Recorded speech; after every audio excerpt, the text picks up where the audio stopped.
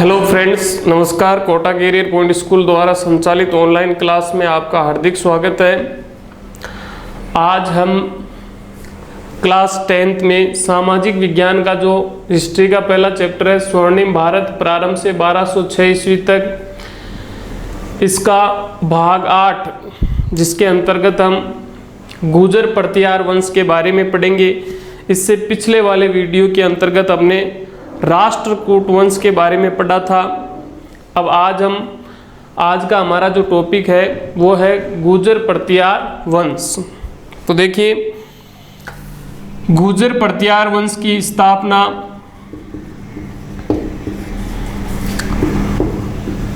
(725 ईस्वी में गुजरात में नागभट्ट प्रथम नामक एक सामंत ने की थी। तो देखिए, गुर्जर प्रतिहार वंश की स्थापना कब हुई?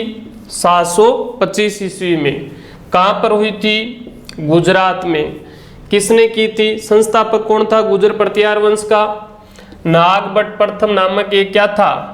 सामंत था। इस नागभट्ट प्रथम नामक सामंत ने गुर्जर प्रतिहार वंश की स्थापना की थी। कब? 725 ईस्वी में। कहां पर? गुजरात में। अब देखिए, गुर्जर प्रतिहार वंश की स्थापना कहां हुई थी? गुजरात में। इसीलिए इसको गुर्जर प्रतिहार वंश कहा जाता है। अब देखो, ये जो नागभट्ट प्रथम है ये एक वीर शासक था। नागभट्ट प्रथम वो कैसा शासक था? वीर शासक था। कैसे कि इस नागभट्ट प्रथम ने सिंध के रास्ते होने वाले या आने वाले अरबों के आक्रमणों का सफलतापूर्वक सामना किया था। किसने? नागभट्ट प्रथम ने। सिंध के रास्ते अरब देश के जो राजा थे या शासक थे जो भारत पर बार बार आक्रमण करते थे, उन आक्रमणों का इसने सफलतापूर्वक क्या किया था? सामना किया था। किसने? नागभट्ट प्रथम ने। फिर नागभट्ट प्रथम के बाद गुर्जर प्रतिहार वंश का अगला जो शासक था वो था वत्सराज। कौन था? वत्सराज। वत्सराज है वो गुर्जर प्रतिहार वंश का पहला ऐसा शासक था जिसने सम्राट की पदवी धारण की थी। किसने? वत्सराज ने। वत्सराज है वो गुर्जर प्रतिहार वंश का पहला ऐसा शासक था जिसने कौन सी पदवी या उपाधि धारण की थी? सम्राट की पदवी या उपाधि धारण की थी। किसने? वत्सराज ने। फिर इस वत्सराज को राष्ट्रकूट वंश के शासक गोविंद तृतीय ने क्या कर दिया था? पराजित कर दिया था। देखो, किसको पराजित किया था? वत्सराज को। किसने? राष्ट्रकूट वंश का शासक था कौन? गोविंद तृतीय। इस गोविंद तृतीय ने गुर्जर प्रतिहार वंश के शासक वत्सराज को क्या कर दिया था? पराजित कर दिया था। फिर वत्सराज के बाद इसका पुत्र शासक बना था कौन? नागभट्ट द्वितीय। वत्सराज के बाद में कौन शासक बना था? नागभट्ट द्वितीय। इस नागभट्ट द्वितीय ने 816 ईस्वी में, कब? 816 ईस्वी में गंगा नदी की घाटी में आक्रमण करके कन्नौज पर अधिकार कर लिया था। किसने? नागभट्ट द्वितीय ने। कब? 816 ईस्वी में गंगा नदी की जो घाटी थी उसमें आक्रमण करके कनौज पर क्या कर लिया था? अधिकार कर लिया था। और इसी कनौज को इसने अपनी क्या बना ली थी? राजधानी बना ली थी। किसने? नागभट्ट द्वितीय ने कनौज को अपनी क्या बना ली थी? राजधानी। फिर देखिए, गुर्जर प्रतिहार वंश का सबसे वीर और प्रसिद्ध जो शासक था वो था भोज प्रथम। गुर्जर प्रतिहार वंश का सबसे वीर, प्रसिद्ध और महान शासक कौन था? भोज प्रथम। ये भोज प्रथम है, ये मिहिर भोज के नाम से जाना जाता था। भोज प्रथम वो किसके नाम से जाना जाता था? मिहिर भोज के नाम से जाना जाता था। और इसी मिहिर भोज के शासनकाल में अरब यात्री सुलेमान भारत यात्रा पर आया था। किसके शासनकाल में? मिहिर भोज के शासनकाल में। कौन? एक अरब यात्री था जिसका नाम क्या था? सुलेमान। ये भारत यात्रा पर आया था। ये मिहिर भोज है, ये नागभट्ट द्वितीय का पुत्र था। मिहिर भोज कौन था? या मिहिर भोज किसका पुत्र था? नागभट्ट द्वितीय। ये जो नागभट्ट द्वितीय था वत्सराज का पुत्र, इस नागभट्ट द्वितीय का ये क्या था? पुत्र था। उसके बाद भोज प्रथम के बाद गुर्जर प्रतिहार वंश का जो अगला शासक था वो था महेंद्रपाल।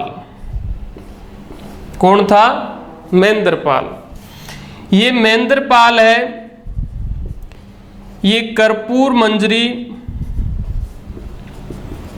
नाटक के रचयिता,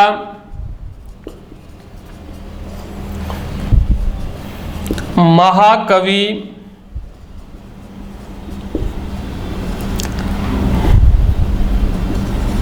राजशेखर का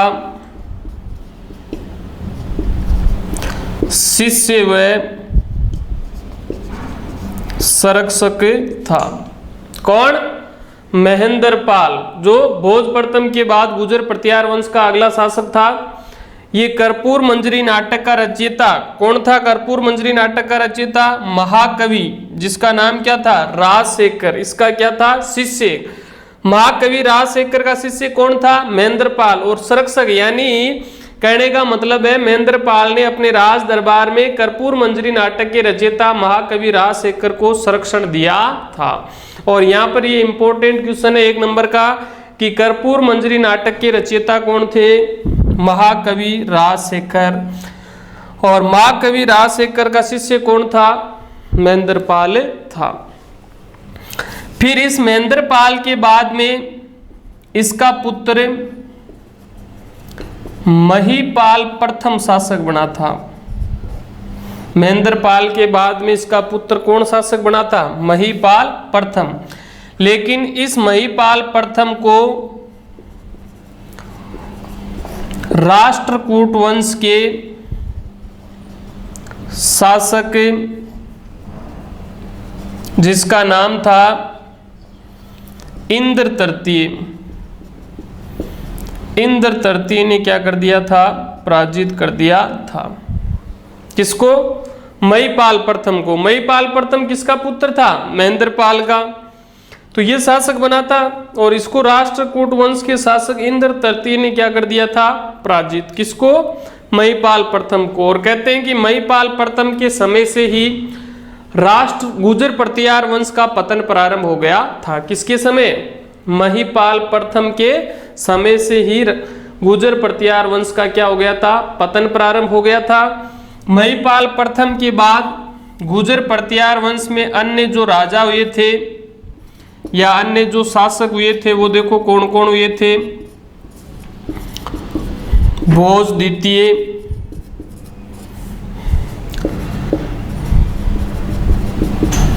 महेंद्रपाल द्वितीय, महिपाल द्वितीय,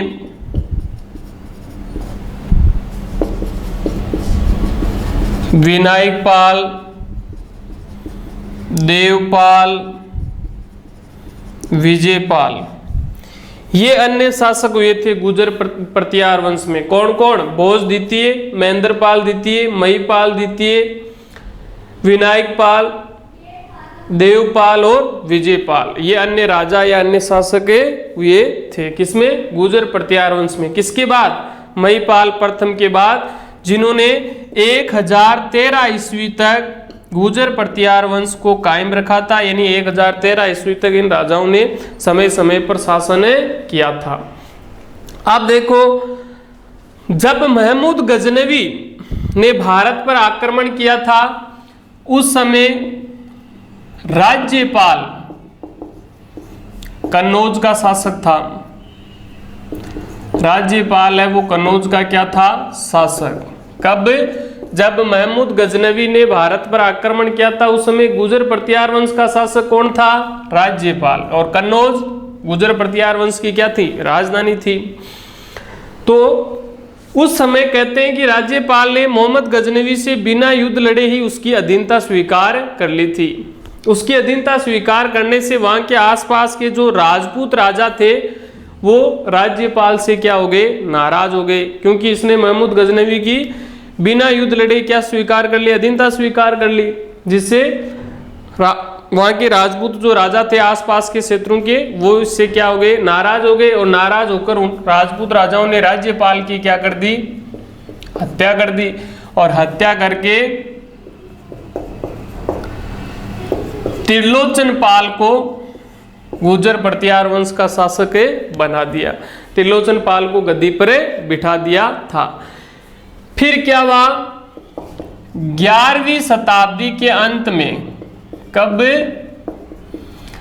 11वीं शताब्दी के अंत में कन्नौज में एक तो गैड़वाल वंश का और एक राठौड़ वंश का उद्भव यानी जन्म होने से दो नए वंशों का उद्भव हुआ। कौन कौन से? गैड़वाल वंश और राठौड़ वंश का उद्भव होने से गुर्जर प्रतिहार वंश है वो हमेशा हमेशा के लिए क्या हो गया था? समाप्त हो गया था। किसका उद्भव होने से? 11वीं शताब्दी के अंत में गैड़वाल वंश और राठौड़ वंश का उद्भव होने से गुर्जर प्रतिहार वंश है वो हमेशा हमेशा के लिए समाप्त हो गया था। गुर्जर प्रतिहार वंश का पतन हो गया था। तो इस प्रकार भारत पर गुर्जर प्रतिहार वंश ने शासन किया था। अब गुर्जर प्रतिहार वंश के बाद अगला अपना जो टॉपिक है वो है चोल वंश अथवा चोल राज्य।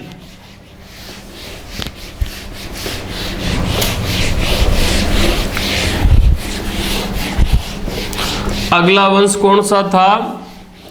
चोल वंश अथवा चोल राज्य।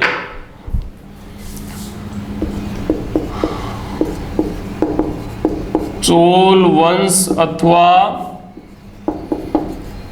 चोल राज्य। तो देखिए चोल वंश की स्थापना कैसे हुई, कौन कौन से शासक हुए, किस प्रकार शासन किया। तो देखिए चोल जो राज्य है वो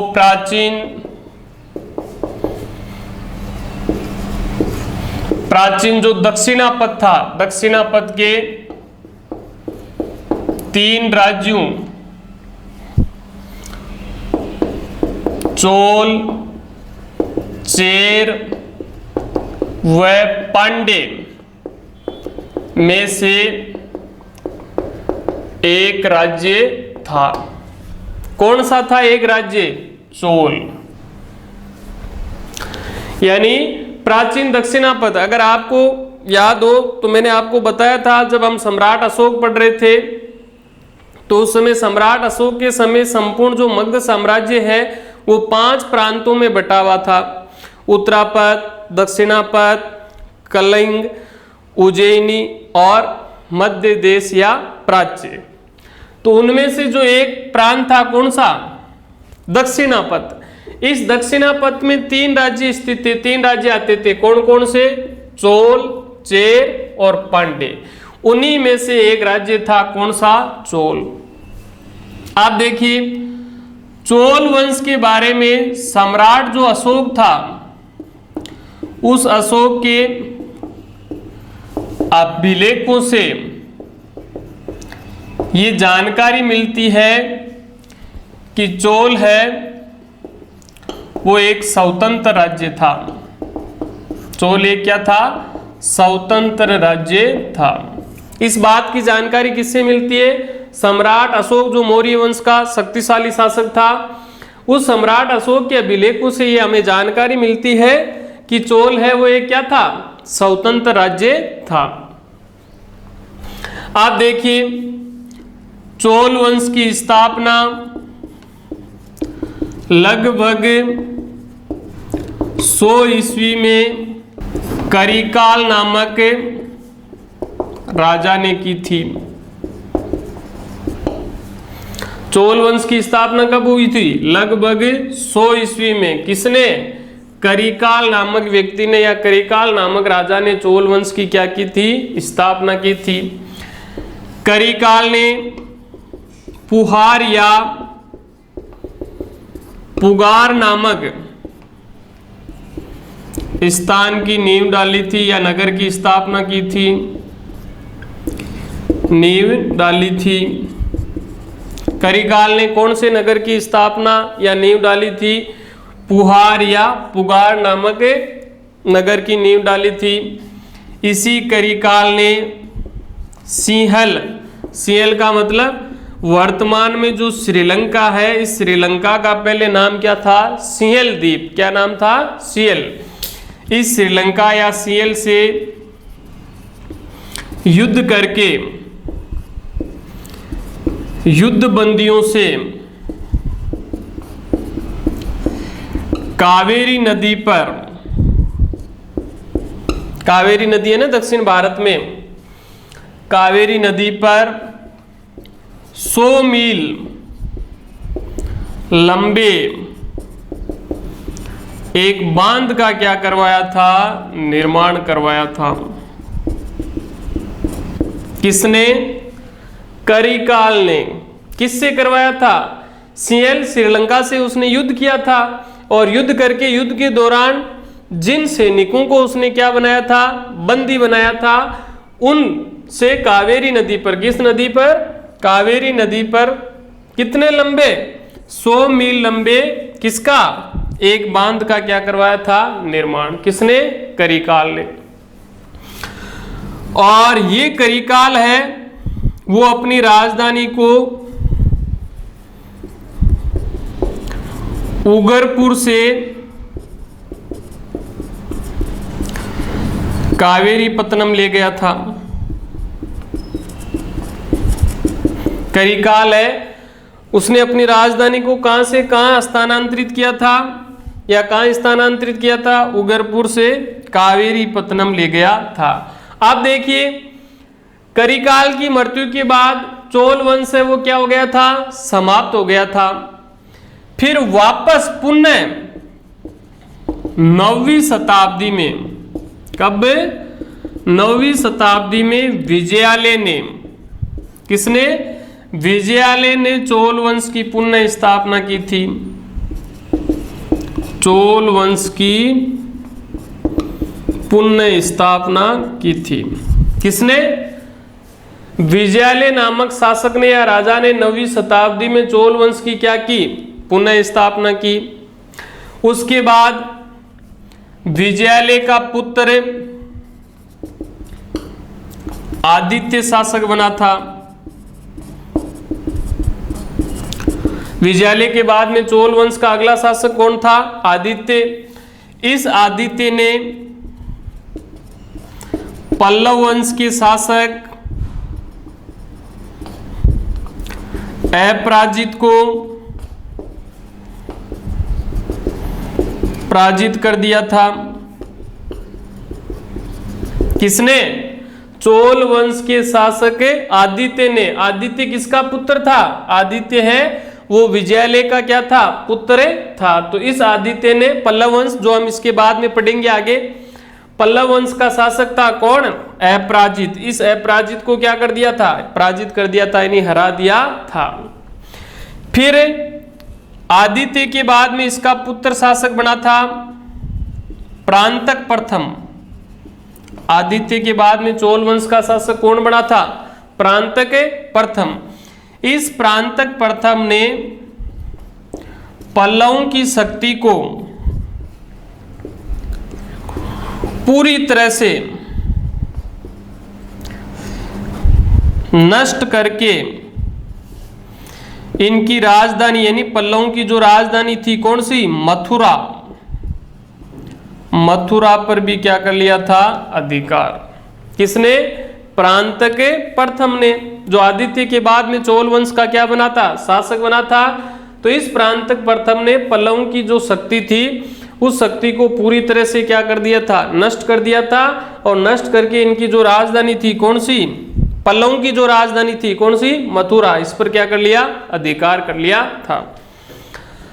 अब उसके बाद में आगे देखिए,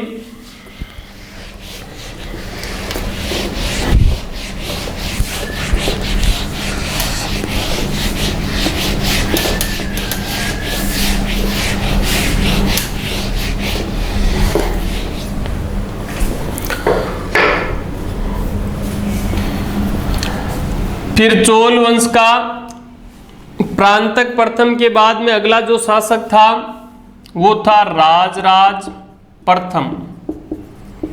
राजराज प्रथम। राजराज प्रथम ने संपूर्ण मद्रास, मैसूर और सिंहल यानी श्रीलंका पर क्या कर लिया था? अधिकार करके संपूर्ण दक्षिणी भारत का सम्राट बन गया था। कौन? राजराज प्रथम। संपूर्ण मद्रास, मैसूर, मैसूर यानी वर्तमान में जो कर्नाटक राज्य, इसका पहले नाम क्या था? मैसूर, और सियल यानी श्रीलंका, इन सब पर अधिकार करके संपूर्ण दक्षिणी भारत का क्या बन गया था? सम्राट। कौन? राजराज प्रथम। और इसी राजराज प्रथम ने अपनी राजधानी तंजौर में, चोल वंश की या चोल राज्य की राजधानी कहां थी? तंजौर। उस तंजौर में भगवान शिव का राज राजेश्वर, या इसका दूसरा नाम था वरदेश्वर मंदिर का क्या करवाया था? निर्माण। ये देखो यहां पर 1 नंबर का इंपॉर्टेंट क्वेश्चन है। या तो प्रश्न ऐसे आ सकता है, भगवान चोल वंश की राजधानी तंजौर में भगवान शिव के राज राजेश्वर या वरदेश्वर मंदिर का निर्माण किस शासक ने करवाया था? तो वो शासक कौन था? राजराज प्रथम ने। या फिर प्रश्न ऐसे आ सकता है, राजराज प्रथम ने अपनी राजधानी तंजौर में किस मंदिर का निर्माण करवाया था? तो वो था कौन? भगवान शिव का राज राजेश्वर या वरदेश्वर मंदिर का क्या करवाया था? निर्माण। या फिर चोलकालीन तंजौर नगर क्यों प्रसिद्ध था? प्रश्न ऐसे भी आ सकता है, चोलकालीन तंजौर मंदिर, तंजौर नगर है वो क्यों प्रसिद्ध था? तो उसमें आपको उत्तर में क्या लिखना है कि चोल शासक राजराज प्रथम ने अपनी राजधानी तंजौर में भगवान शिव का राज राजेश्वर वरदेश्वर मंदिर का क्या करवाया था? निर्माण।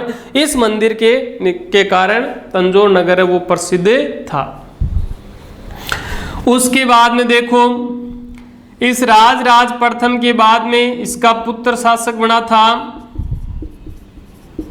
राजेंद्र प्रथम। कौन बना था? राजेंद्र प्रथम। इस राजेंद्र प्रथम के पास में शक्तिशाली नौसेना थी। राजेंद्र प्रथम के पास में क्या थी? शक्तिशाली नौसेना थी, और इसी नौसेना के बल पर उसने पेगु, मर्तबान और अंडमान निकोबार पर क्या कर लिया था? अधिकार कर लिया था। किसने? राजेंद्र प्रथम ने, जो राजराज प्रथम का पुत्र था, और राजराज प्रथम के बाद में चोल वंश का क्या बना था? शासक बना था, जिसके पास में शक्तिशाली क्या थी? नौसेना थी, और इसी नौसेना के बल पर उसने पेगु, मर्दमान और अंडमान निकोबार जो द्वीप समूह है उस पर क्या कर लिया था? अधिकार कर लिया था। और इस राजेंद्र प्रथम ने अपनी विजयों के उपलक्ष्य में, यानी अपनी जीत की खुशी में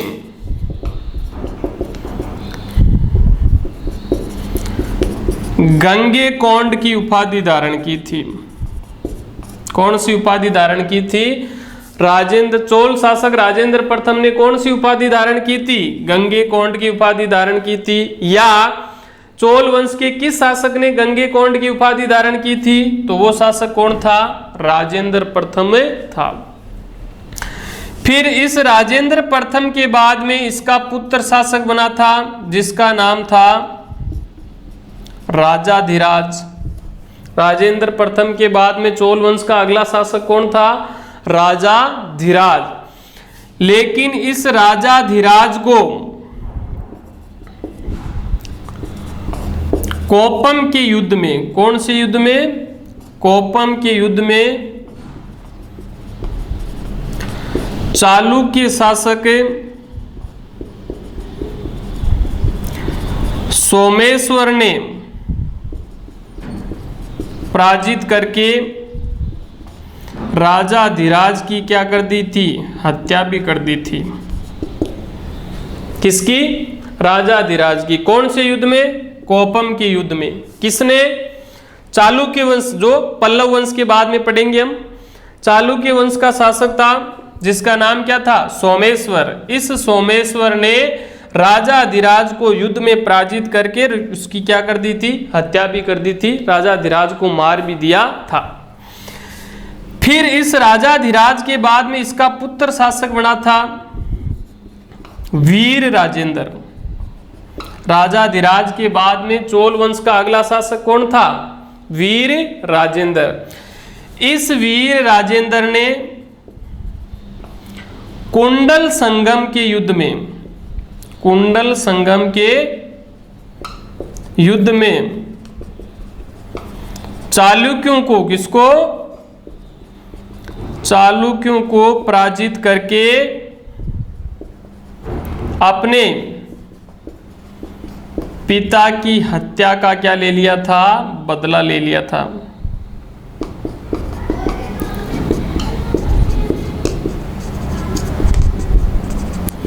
किसने?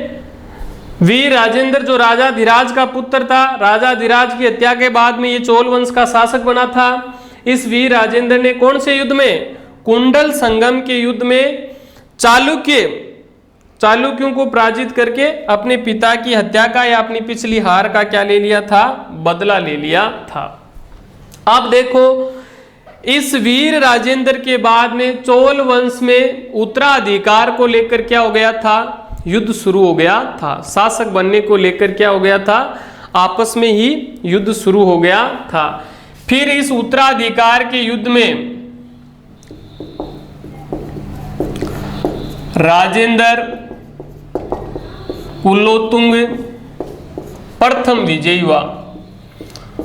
चोल वंश में उत्तराधिकार का जो संघर्ष छिड़ गया था, उस संघर्ष में किसकी विजय हुई थी? राजेंद्र कुलोत्तुंग प्रथम की क्या हुई थी? विजय हुई थी। और फिर इस राजेंद्र कुलोत्तुंग प्रथम ने 1070 से 1110 ईस्वी तक लगभग 40 वर्षों तक क्या किया था? शासन किया था। किसने? राजेंद्र कुलोत्तुंग प्रथम ने। कब से कब तक? 1070 से 1110 ईस्वी तक, लगभग 40 वर्षों तक क्या किया था? शासन किया था। आप देखो यहाँ पर राजेंद्र जो कुलोत्तुंग प्रथम है, इसकी जो माता थी वो तो थी चोल वंश की राजकुमारी। चोल वंश की क्या थी? राजकुमारी थी। कौन? राजेंद्र कुलोत्तुंग प्रथम की जो माता थी वो चोल वंश की क्या थी? राजकुमारी। लेकिन जो इसका पिता था वो चालुक्य वंश के राजा का क्या था? स्वामी था। इसलिए इस राजेंद्र कुलोत्तुंग प्रथम ने एक नए वंश की शुरुआत की, और वो कौन सा था?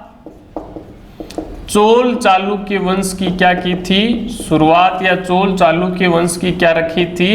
नींव रखी थी, जिसने अगले 40 वर्षों तक क्या किया था? शासन किया था।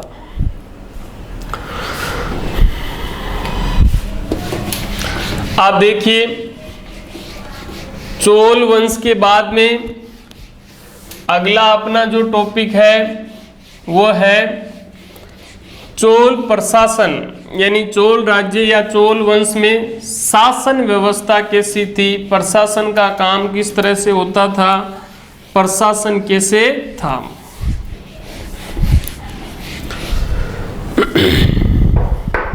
तो टॉपिक है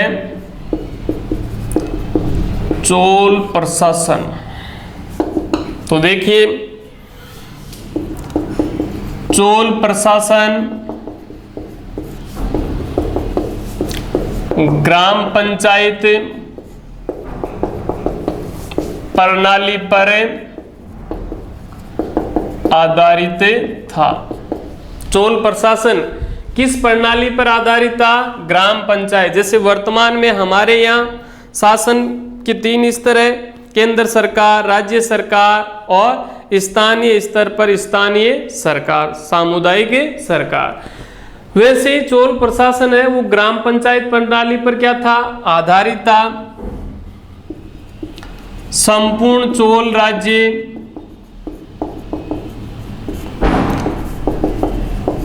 प्रशासन की सुविधा की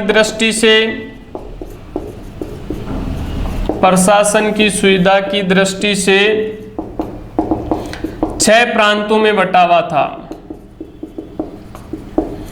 संपूर्ण जो चोल वंश या चोल राज्य है वो प्रशासन करने की, शासन करने की सुविधा की दृष्टि से कितने प्रांतों में बटा हुआ था? 6 प्रांतों में बटा हुआ था। में प्रांतों को, किसको? प्रांतों को मंडलम कहा जाता था। चोल राज्य में प्रांतों को, यानी जो राज्य होते थे उनको क्या कहते थे? मंडलम। मंडलम के उप विभाग कोट्टम होते थे। मंडलम के उप विभाग क्या कहलाते थे? कोट्टम कहलाते थे। कोट्टम के उप विभाग नाडु या ग्राम कहलाते थे। देखो चोल राज्य में प्रांतों को तो क्या कहा जाता था? मंडलम कहा जाता था। मंडलम के उप विभाग क्या होते थे? कोट्टम। मंडलम के उप विभाग को क्या कहते थे? कोट्टम। और कोट्टम के उप विभाग क्या होते थे? नाडु या ग्राम। कोट्टम के उप विभाग को क्या कहते थे? नाडु या ग्राम कहते थे। नाडु या ग्राम की जो सभा होती थी उस सभा को नाटर या नग्न तार कहा जाता था। नाडु या ग्राम की जो सभा होती थी इसको क्या कहते थे? नाटू या नग्न तार कहा जाता था। चोल प्रशासन में लगान के रूप में भूमि की कुल उपज का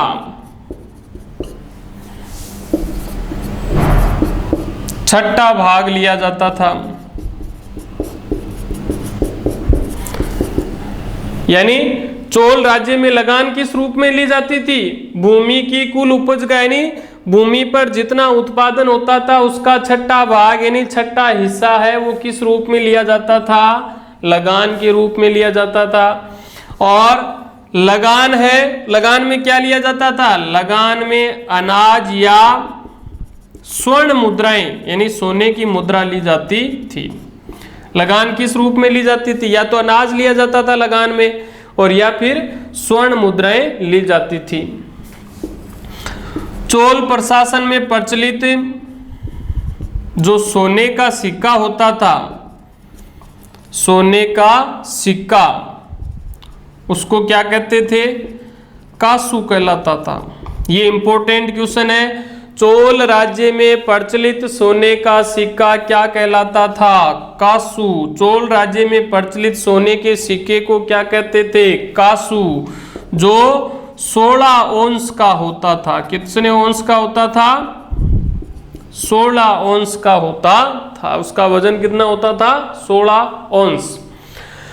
उसके बाद में देखिए, चोल जो शासक थे उन चोल शासकों के पास में स्थानीय सेना के साथ साथ मजबूत जहाजी बेड़े भी होते थे। स्थलीय सेना होती थी, स्थानीय सेना होती थी, उसके साथ साथ उनके पास में मजबूत क्या होते थे, नौसेना के रूप में मजबूत जहाजी बेड़े भी होते थे। और चोल वंश के शासकों ने अपने समय में सिंचाई की भी अनेक बड़ी बड़ी क्या चलाई थी, योजनाएं चलाई थी। तो इस प्रकार का चोल प्रशासन था कि भाई चोल प्रशासन है वो ग्राम पंचायत प्रणाली पर आधारित था। संपूर्ण चोल राज्य है उसको प्रशासन की सुविधा की दृष्टि से 6 प्रांतों में बांटा गया था। प्रांतों को मंडलम कहा जाता था। मंडलम के उप विभाग कोटम होते थे। कोटम के उप विभाग नाडु या ग्राम कहलाते थे। नाडु या ग्राम की जो सभा होती थी उसको नाटर या नग्न तार के नाम से जाना जाता था।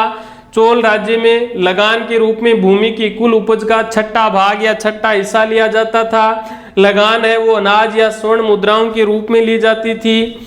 चोल राज्य में प्रचलित सोने का सिक्का है वो क्या कहलाता था, कासू कहलाता था, जो कितने औंस का होता था, 16 औंस का होता था। चोल शासकों के पास में स्थलीय सेना के साथ साथ मजबूत जहाजी बेड़े भी होते थे।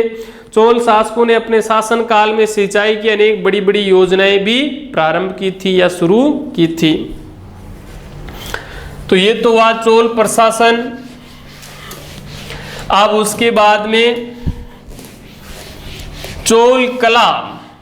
चोल राज्य में किस प्रकार की कला थी, चोल कला। तो देखिए, चोल वंश के शासकों ने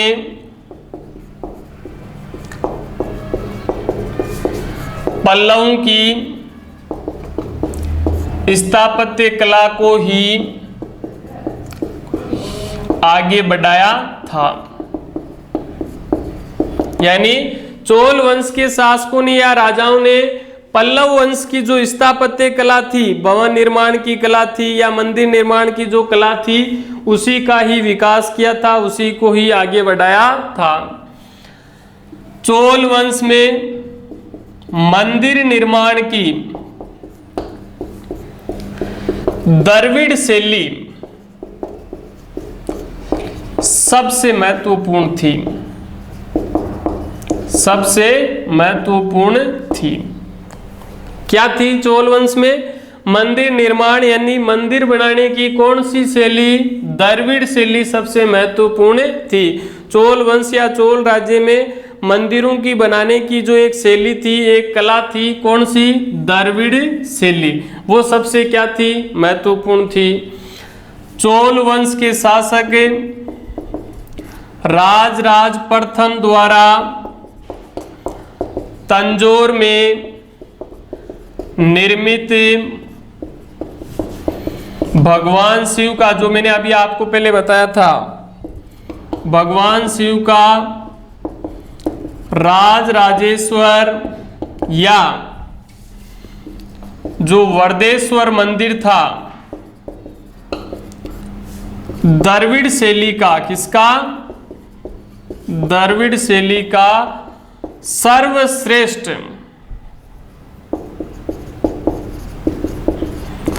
नमूना या उदाहरण था। यानी चोल कला के अंतर्गत चोल जो वंश का शासक था कौन सा, राजराज प्रथम, उसने अपनी राजधानी तंजौर में एक मंदिर का निर्माण करवाया था। उस मंदिर का नाम क्या था, भगवान शिव का राज राजेश्वर या वरदेश्वर मंदिर है। वो किस शैली में बना हुआ था, द्रविड़ शैली में निर्मित मंदिर वो था, जो चोल वंश की कला का सर्वश्रेष्ठ क्या माना जाता है, नमूना या उदाहरण माना जाता है। इसके अलावा चोल वंश की कला में तंजौर और चिदम्बरम में निर्मित मंदिर भी सर्वश्रेष्ठ माने जाते हैं। यानी चोल वंश या चोल युग के समय इनकी राजधानी तंजौर और जो चिदम्बरम नामक जो स्थान है वहां पर निर्मित जो मंदिर बने हुए वो भी चोल कला के क्या माने जाते हैं, सर्वश्रेष्ठ उदाहरण माने जाते हैं। इसके अलावा चोल कला के अंतर्गत चोल युग में निर्मित भगवान शिव की नटराज व कांस्य की मूर्तियां सर्वश्रेष्ठ मानी जाती है।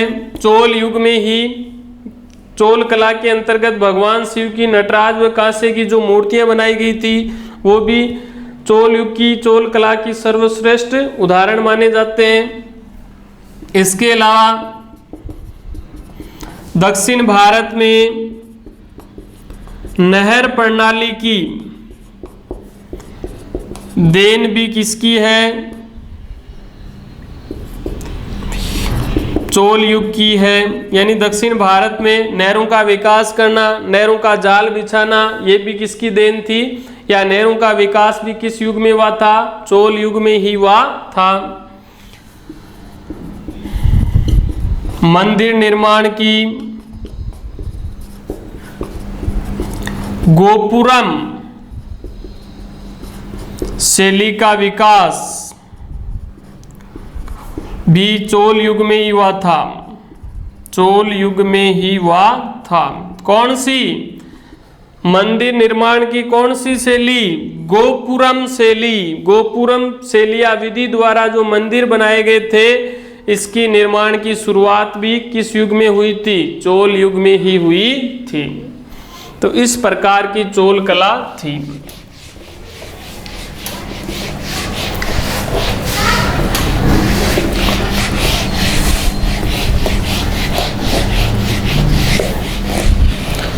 अब उसके बाद में देखिए चोलकालीन समाज या चोल समाज कैसा था चोल वंश में, चोल राज्य में।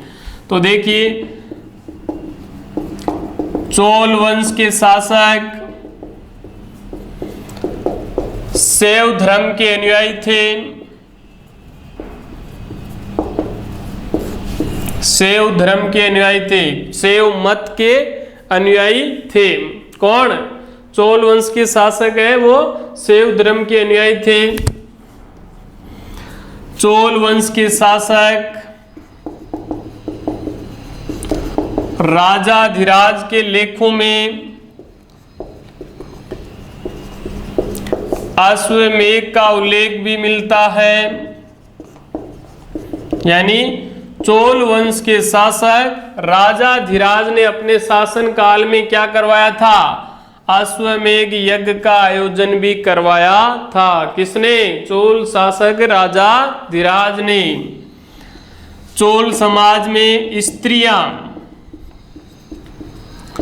संपत्ति की मालकिन होती थी।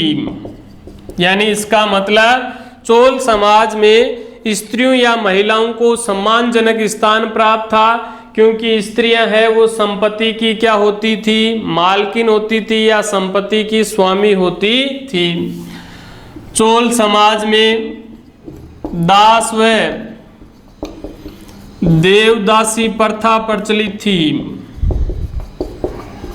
चोल समाज में कौन सी प्रथा प्रचलित थी, दास रखने की और देवदासी प्रथा। देवदासी प्रथा का मतलब क्या होता है, दक्षिण भारत में जो मंदिर होते थे उन मंदिरों के जो पुजारी होते थे उन पुजारियों का मनोरंजन करने के लिए उनके लिए नाचने गाने की व्यवस्था करने के लिए कुछ स्त्रियों को मंदिरों के अंदर रखा जाता था, जिसको क्या कहते थे, देवदासी प्रथा। यानी दक्षिण भारत के प्राचीन जो मंदिर होते थे, उन मंदिरों के जो पुजारी होते थे, उनका मनोरंजन करने के लिए, उनके लिए नाचना गाना, गानों के द्वारा या नाचकर मनोरंजन करने के लिए कुछ स्त्रियों को मंदिरों के अंदर दास बनाकर रखा जाता था। उनको, उस प्रथा को क्या कहते थे, देवदासी प्रथा कहते थे। तो चोलकालीन समाज में दास व देवदासी प्रथा भी प्रचलित थी। अब ये हमारा चोल वंश या चोल राज्य है वो कंप्लीट हो गया है।